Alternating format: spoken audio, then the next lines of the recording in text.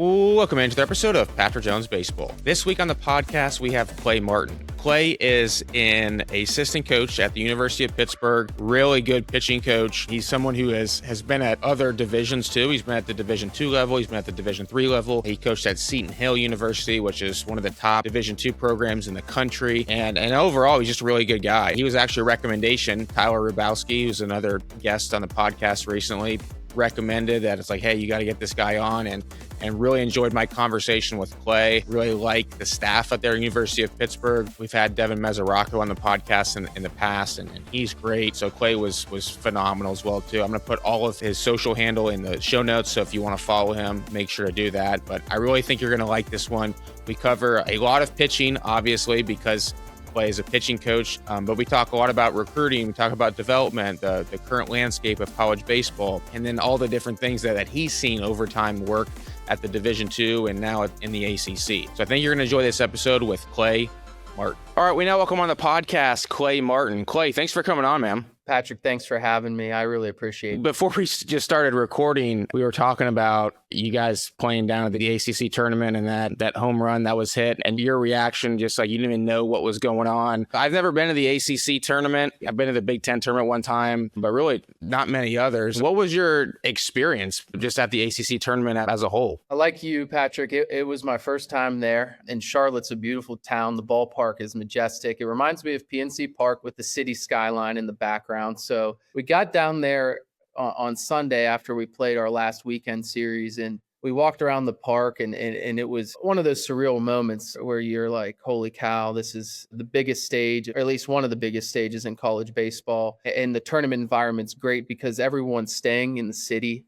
and it's walking distance to the stadium, and it creates one of those atmospheres and environments for the student athlete that they can walk around and connect and really experience the highest level of college baseball, the honor of being there and competing. And you add on top of that, you're playing at weird hours. I think we started at 9:35 one night and then 10:15 the next night, playing in tight games against the best competition in the league. And it's one of those things we've encouraged our guys that, although the sting of the loss in the semifinals is there, looking back on it, it's lifelong memories and experiences with people you've grown with and love. So for me personally, like one of the best weeks of my coaching and playing career, baseball career in general. And I'll look back with fond memories with a lot of great people. And the environment the ACC puts on is 10 out of 10. I mean, it was fun to be a part of, especially when you're winning against some good teams. That's good stuff, man. Yeah, I was really excited to see that. Knowing you were coming on this week, I was like, I have a reason to watch this game. And then when the home run, it was awesome. You yourself, Clay, like you've coached at several different levels of the game. And so this is, like you said, this is your first year now at the ACC tournament at Pitt. What's been like the biggest adjustment, if at all, into now coaching in the ACC?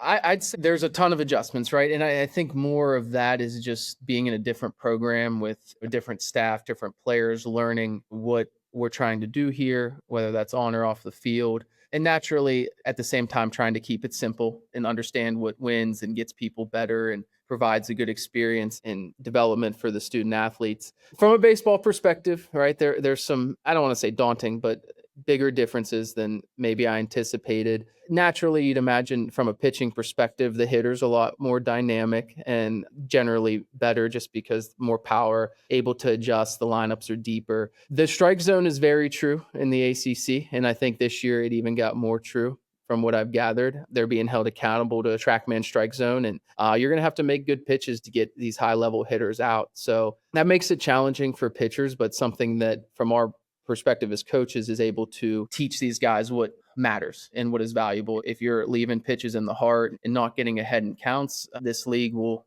toughen you up real quick. But at the end of the day, it is baseball. You're going to have to make less mistakes than the opponent, take care of playing catch on defense and on the mound, not allow free bases. And then, we preach and what we tried to implement from an offensive perspective, we have to be really good with two strikes and tough, hard to kill, as we say, and two out hitting. That's stuff that transcends a lot of levels, but I believe becomes magnified when you're in a great league like the ACC. At the end of the day, as they say, it's baseball, and you're going to have to meet the demands of the games to win. But at the same time, there were a few adjustments that I quickly learned. Well, you mentioned right there that the TrackMan and the strike zone, like for those who don't know, were there changes this year, or like what do you mean when you say that? Yeah, as you could see at the highest level in the MLB, with the ABS and more of the understanding of what is the strike zone for each hitter, and the college level, the TrackMan zone became something that the umpires could be held accountable to when getting picked for regionals or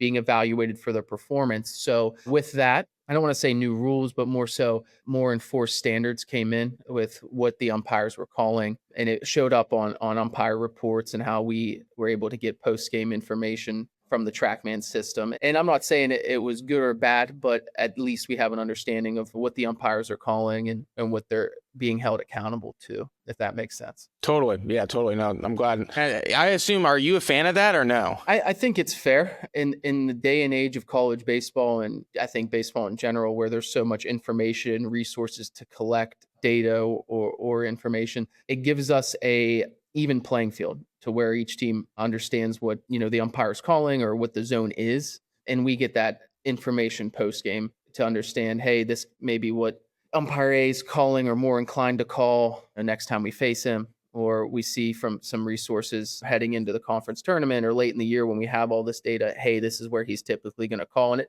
And it helps us make those marginal decisions of, hey, we have a player X that pitches or has more success at this area in the zone, and this umpire is calling, and this lineup might be more susceptible to that area. Or vice versa on the offensive side. Hey, our guys were really in tune, and we preach knowing the zone and understanding where they do damage. So if we have information from the umpire that, hey, he's going to call this area or he's going to open up here, it helps us at least game plan or understand our game plan with the umpire. Got it. Okay. You've been at several different stops. You've coached at several different levels, and you were at Seton Hill program, a lot of success there. What would you attribute the success there and the pitchers you helped develop and just the overall program like while you were there? So Seton Hill is one of, if not the best, Division II programs in the country, and I'm biased, of course. I love Coach Maz and the people I shared my time with there. And I really think it begins and started with Coach Maz. Mark Marizaldi founded the program when it first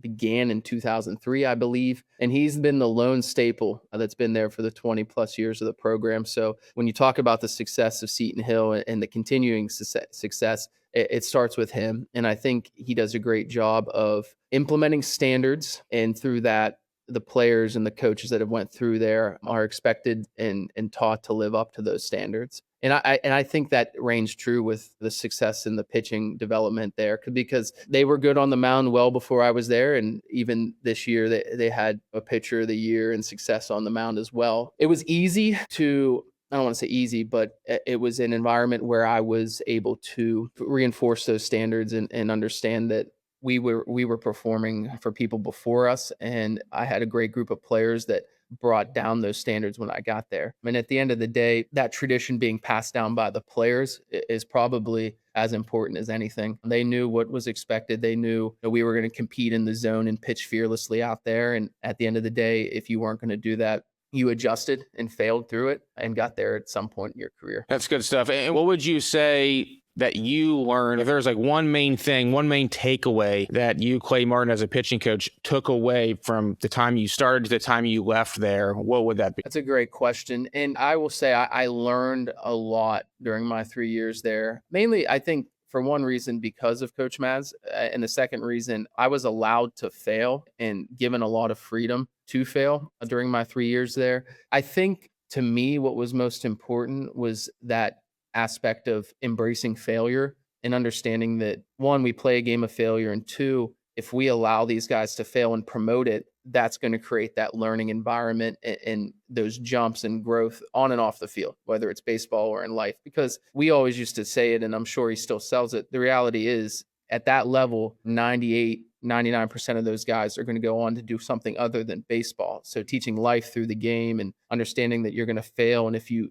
continue to get up and respond to failure in a positive way, you're going to have success, or at least be more inclined to have success in anything in life, whether it's relationships, work, schooling past Seton Hill, or even baseball. That was really eye-opening to me. And it was something that I've seen transcend my personal development as well as some of the players, watching them fail, understanding that growth happens through failure. And then on the other side, coming out of it and sort of recognizing, hey, I was better because of my failures and I stood tall in the face of adversity, whatever it may be. What do you attribute them being able to get good players year in and year out? Like, what would you say from a recruiting standpoint? Look, I mean, there's obviously, I've had friends who are other Division II coaches and run programs, and they love to have the success that Seton Hill has had over the years. What's the secret sauce, basically, is what I'm asking. The secret sauce is there is no secret sauce. No, but I think, again, it helps when Coach Maz lives it and holds himself accountable to those standards. I would say I don't know if anyone recruits harder than him. And during that time, I was the quote recruiting coordinator, but learning from him, learning that at that place, you're winning with people. And if you get guys with the right mentality that are going to come in, compete, be what we would call fearless and not afraid to fail, we knew they were going to come in and embrace it and somewhat find a role. The area we recruited, we always say it was like a 3-hour radius. There's good baseball. Western Pennsylvania, Central PA over to East PA, up towards New York. East Ohio is really strong, down to West Virginia, and Maryland. When you have talent or a surplus of talent in that area, I believe that's why the PSAC's so good, is a lot of these players end up at those schools. And if we could sell the program and some of what I'm saying now, it ended up getting the right people, I thought, in there. And then I thought the practice environment and the standards and sort of the goals of the program really brought out the best in the people. And if you're going to get challenged in practice on and off the field in other areas, a lot of those guys are able to grow. And in today's college baseball environment, I don't want to say that's tough to do, but to retain people there and be able to sell the retention and have people that went through it speak for their experience and how they grew on and off the field. And of course, there were a lot of wins to go with it and success on the field. It ended up being something that we were able to sell and confident in selling. Clay, you're the perfect person to ask this, and I think a lot of people would be interested to hear this too, is being now that you've been at a premier Division II program in Seton Hill, and then now you're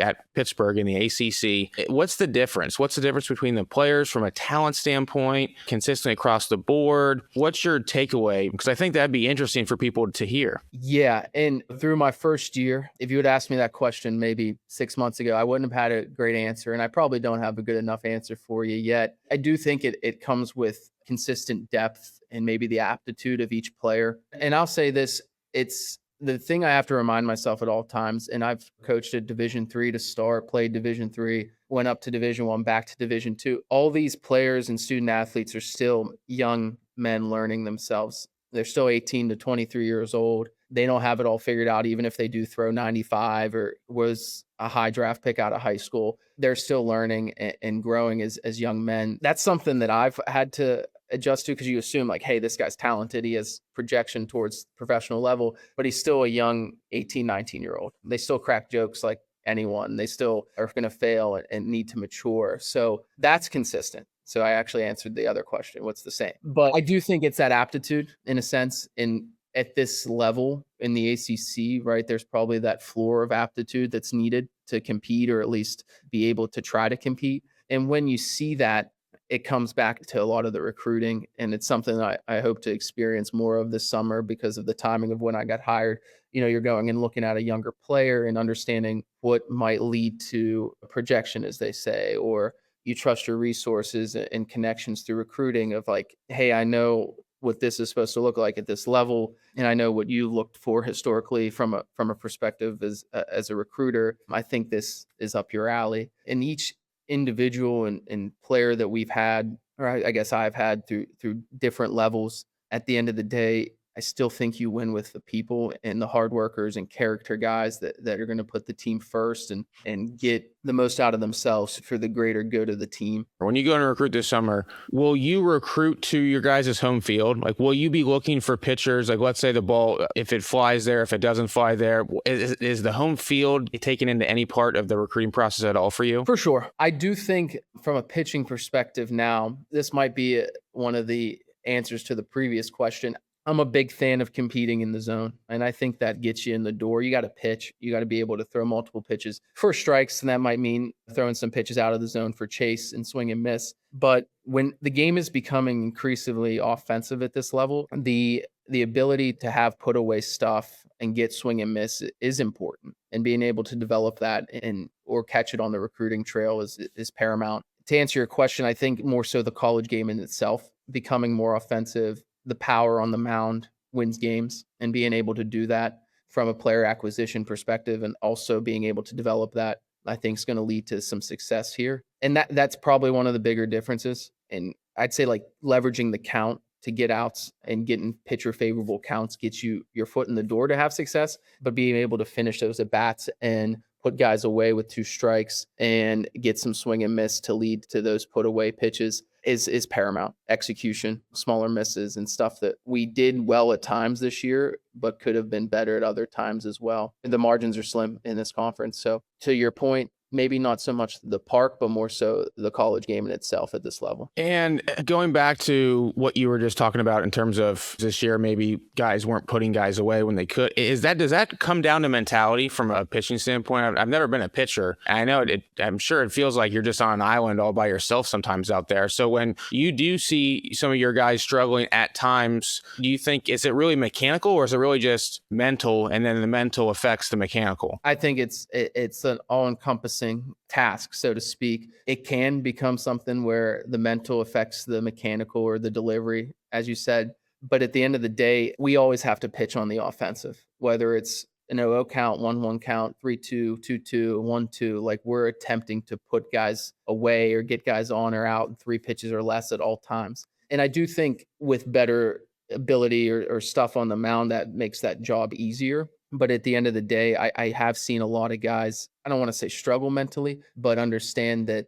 hey, if I had more of an attack mentality, I might be a little bit more confident and throw pitches with conviction in certain areas or certain times of the game or certain counts or, moments. And that does help. And I think being able to trust what you're doing, whether it's a really, really high ability pitch or not your best pitch, but the game demands that pitch to be thrown in that instance, it's going to help create better pitches because your body's trusting it. And like you said, the mentality affects the delivery. Clay, would you say your style is you would rather take a kid who is in the zone more, has good pitch ability, maybe the velo's down a little bit, versus someone who has the velo but is a little bit more sporadic? Which pitcher would you rather take and bring on at Pittsburgh? And the only reason I ask this is I've seen it work actually both ways. I've seen pitching coaches say, like, I'd rather have the guy and have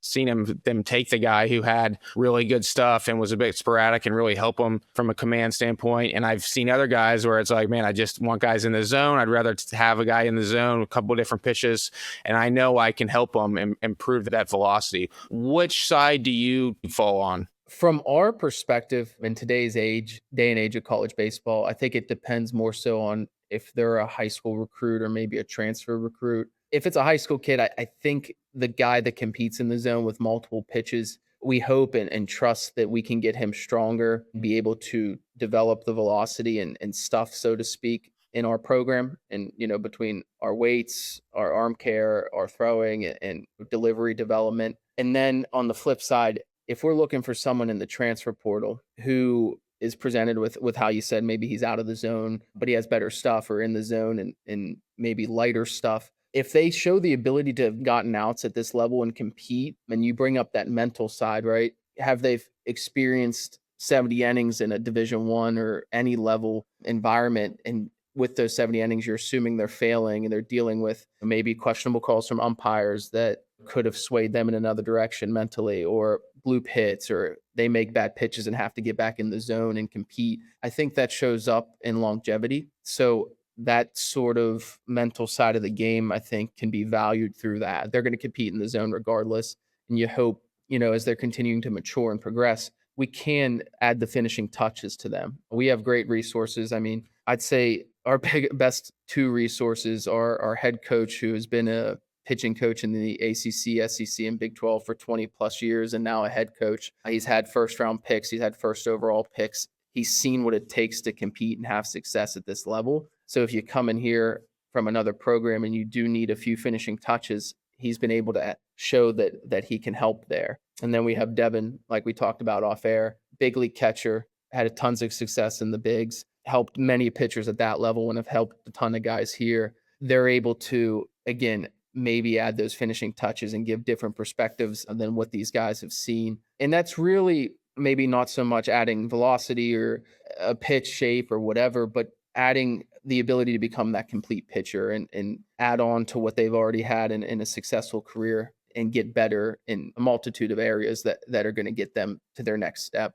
And I think it comes in all shapes and sizes, whether it is a development of stuff, as we like to call it here, like someone's labbed up. You can see like 7 or 8 pitch shapes and types, and they're throwing velo at every which way. That's successful for certain teams, and I've seen guys in this league also compete with really good changeups, pulling the string, pitching front and back, and giving our offense, who was elite this year, great fits because they can throw changeup to both sides of the plate in any count and mix in other pitches as well. So there's not one avenue to success, but we have to find ways that are going to promote or enable our program to get guys better. What's your main takeaway, maybe learning point, one thing that you learned yourself from this past season, like heading into next season? I'm sure you're reflecting throughout the year from a pitching coach and as you're grading yourself. But as you look back on the year, is there like one thing that you're like, I could have done a much better job overall in this category? I'm going to make that an emphasis this upcoming year. Yeah. I think something I could have done a better job as a pitching coach, helping these guys learn from their failures or even successes, is understanding what these guys, getting these guys to better understand what's going to put them in the best position to succeed. And I think if you watch each game with guys, and it's easy to do with starters because they're on a more regimented schedule, but how we ended up pitching or using our bullpen, these guys were pitching maybe twice a weekend and spinning back Sunday to Tuesday. So I don't want to say it was hard to watch film, but in between outings, you don't always have the avenue to sit down and let them digest their outings. But if you sit there and you understand that it's all relative and each pitch isn't in a vacuum, the pitch or the uncompetitive pitch you threw before enables the hitter to learn and maybe sit on a pitch that was well executed, but they were more comfortable in the box. And I think getting them to understand the game a little bit better is something, we could do a better job, as me specifically, as I sit down and try to get these guys to their next step. But I will say, I think a lot of our guys did a great job of I don't want to say getting punched in the face, but we had a lot of failures and we responded with a lot of successes. And I think it was a testament to our guys. They could have easily rolled over in the ACC tournament or heading into that.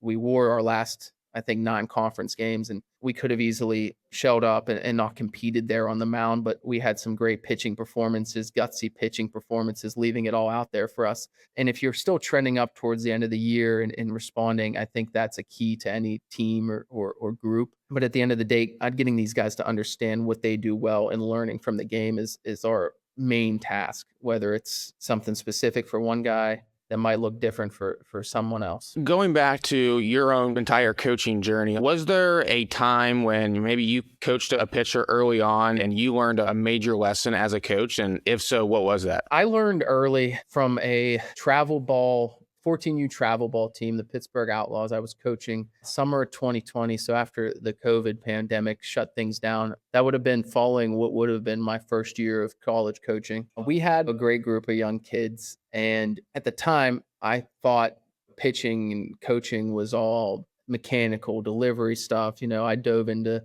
reading the driveline books about the delivery and hacking the kinetic chain and understanding the hip hinge, or all those buzzwords that you hear. And I probably did more harm than good to most of these young kids. And you hope that, I promoted failure enough that they were like, this guy doesn't know what he's talking about. And why do I feel the way that I do? And I'm not throwing strikes or throwing harder or whatever. But I was focusing on what I would consider not the main thing. Allowing these guys to explore their athleticism at that age and be young kids and play different sports and throw like an athlete would have been a lot better than trying to teach them, hey, like, here's how you hinge, or here's a constraint with a plyo ball. And at the end of the day, we had to teach them the game, like I just talked about with our college athletes. They were playing, the traditional travel ball style. And as important as it is to try to teach winning in that, it's also important to, hey, highlight, we're really bad against the leadoff runner, and we let the leadoff runner on 7 innings out of 7, or teaching, hey, if you're going to fall behind in the count, some of the foundations of what I didn't realize I was being taught as a young pitcher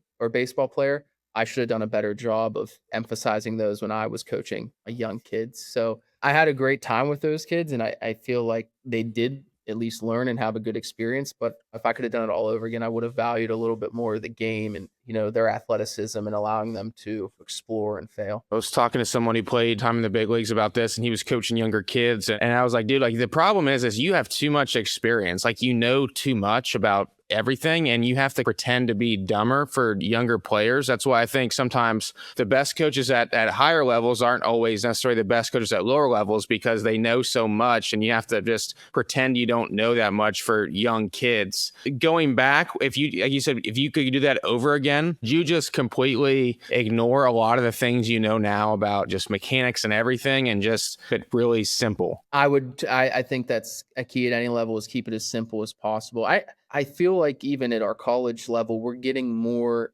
young men that understand way more than I ever did or even knew, or we even had the technology or resources to understand. I mean, we got guys coming in understanding, or at least trying to, their full biomechanics reports, or, what their arsenal's doing and how it's spinning, how the ball's spinning out of their hand, and full-fledged routines, which are all great as long as it's geared towards the main thing, right? Preventing runs, getting outs, and winning games. But if I could do it all over again with those young players, I would have kept it extremely simple. And you brought up this full disclaimer, not that I knew too much. I thought what I was learning as I was trying to understand what it meant to be a good coach was really important, like the delivery, like throwing harder or understanding plyo routines. And that stuff's important. But for those kids at that age, simple understanding of the game and allowing them, as they're still maturing physically, to explore themselves athletically was way more important than trying to force them in positions on the mound or do things that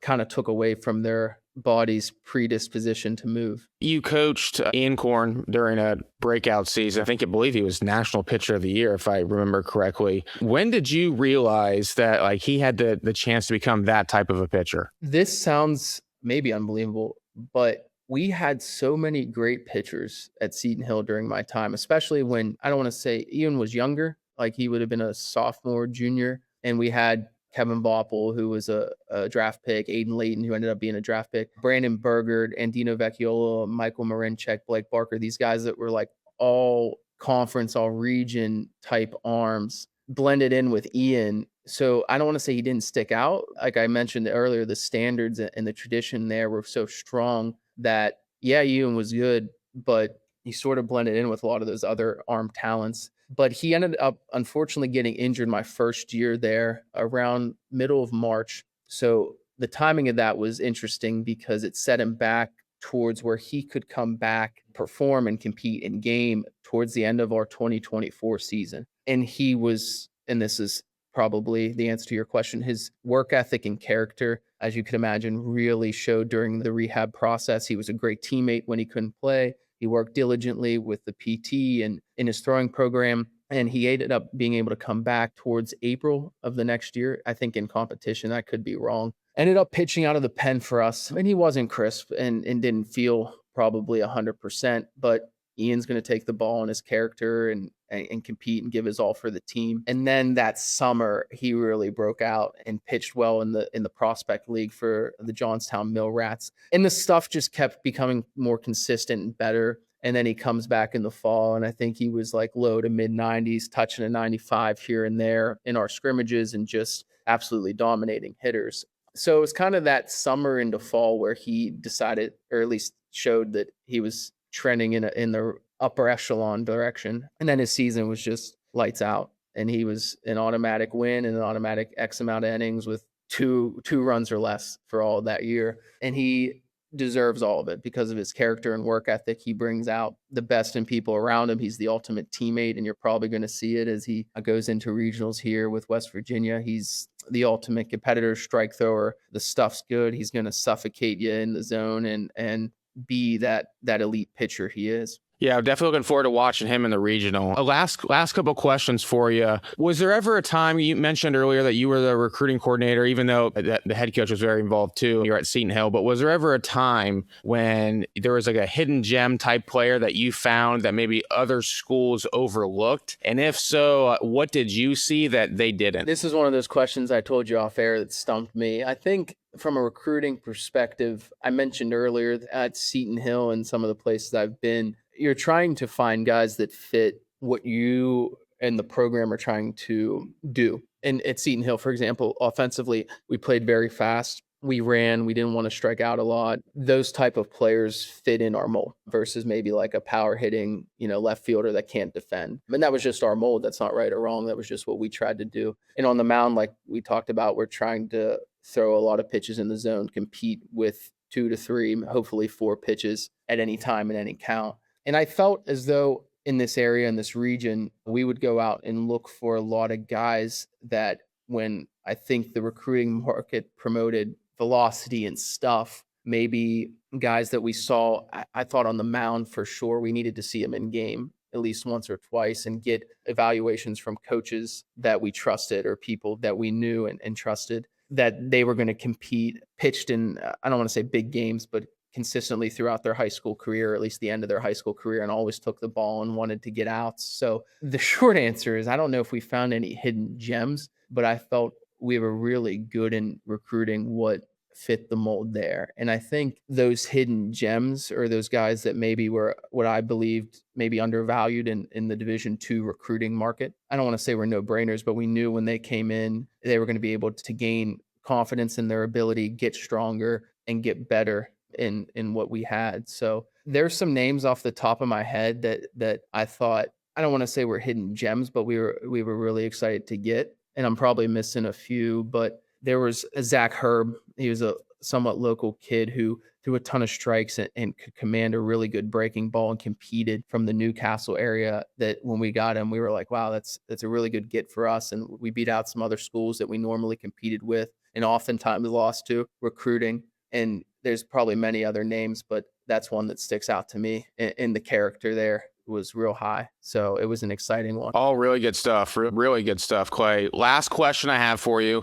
I've never been to Pittsburgh, never been to the University of Pittsburgh. What do you like about Pittsburgh? Like if a player is listening to this episode, what would make them want to go and visit and want to play at the University of Pittsburgh? Full disclosure. So growing up in Canonsburg, which is about 30 minutes southwest of here. I was a Pitt fan growing up. I grew up with a really good tradition of Pitt hoops and Pitt football was great. So I'm a Pitt fan. This is like a dream job for me, being able to come here and coach in my hometown. So I'm biased, but I think something from a university perspective or the sports department in general is that city feel and the ability for the surrounding area to be involved and root for the University of Pittsburgh. There is a passion. Pittsburgh is built on, as you'll hear us say, grittiness and toughness. It's a blue collar town. So the people around here are going to show support and fight for you and live and die with your wins and losses. So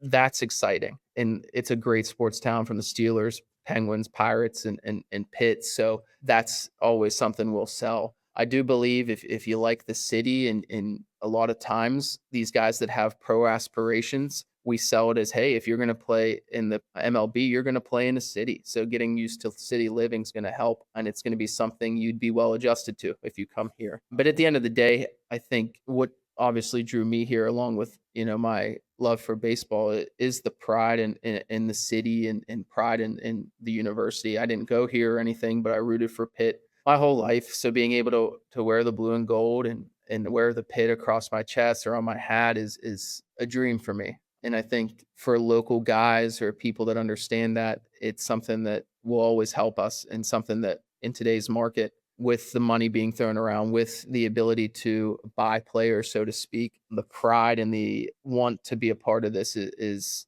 immeasurable or unmeasurable. So I would recommend it to anyone, obviously. It's something that once you get here and become a part of it, you can truly feel. I'll tell you what, I think I probably would agree with everything that you said except the Steelers, man. Being in Cincinnati, the Steelers have broken my heart for the last 20 plus years. But no, all really good stuff, Clay. If someone wants to follow you, like, what's your social handle? Yeah, so on Twitter, I'm Clay Mart _. I'm going to check that because I had to change it recently. Yeah, you're Clay Mart _. Yeah. We'll put that link in the show notes too. Perfect. Yeah, And, Clay Mart. Why'd you have to change it? Well, this is I didn't have to change it, but when Twitter first came out, it was probably like, I was in like 7th or 8th grade, and all the celebrities would put like the real in front of everything. It was like, I thought I was so funny at that time, putting the real Clay in front of my Twitter handle. My Instagram handle is still the real Clay Martin, so I haven't grown out of it yet. But I thought as I get into recruiting and I guess mature, it was better to change that. Please don't change your Instagram. Just keep it there. I haven't yet, so I'm going to leave it there. But, okay. Awesome, Clay. Appreciate it, man. It's good stuff. Thanks, Patrick. I appreciate you having me on.